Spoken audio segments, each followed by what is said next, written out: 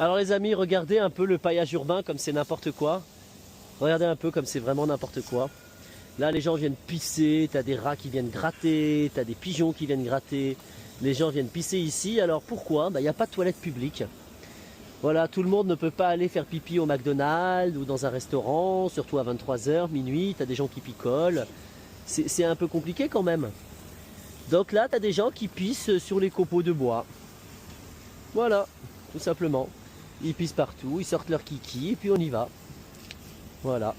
Et ensuite, eh bien, avec les effets de courant d'air, eh bien, l'odeur va jusqu'au tram lorsque tu sors du tram. Excusez-moi les enfants. Oui. Merci. Et t'as quoi pour parler? Ce sont mes lunettes qui filment. Et voilà, on nettoie, on désinfecte. Alors j'ai vu un monsieur très pessimiste qui m'a dit: ah bah faut faire ça tous les jours, hein. Genre ça sert à rien ce que tu fais. J'adore les gens comme ça. Bah il faut savoir une chose, une personne propre fait le ménage tous les jours, non?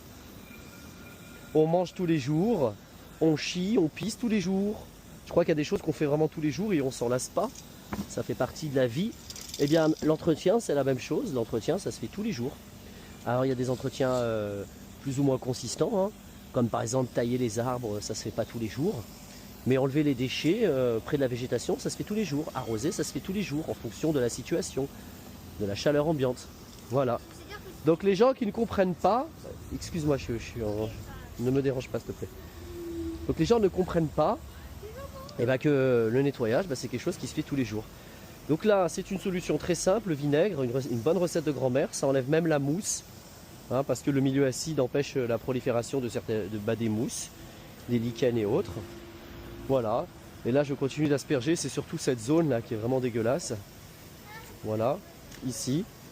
Et puis c'est un bon début, une fois que ça sera bien imprégné d'acide, voilà, présent dans le vinaigre, on va pouvoir venir avec le souffleur, nettoyer, prendre mon balai, récupérer tout ça. Mais ça sera après 18 h, on va laisser sécher. Et surtout on va voir comment évolue l'odeur. Voilà les amis, regardez comme c'est sympa, c'est satisfaisant. C'est fantastique. Voilà, c'est surtout cette zone là, c'est surtout cette zone qui pue. On sent cette odeur, aïe aïe aïe, une odeur catastrophique. Comment peut-on laisser faire ça?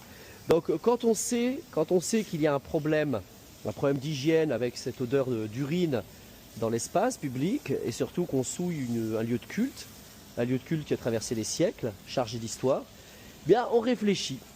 Au lieu de faire des toilettes sèches à 55 000 €, les fameuses toilettes sèches qui ont été faites à 2 reprises au parc Marly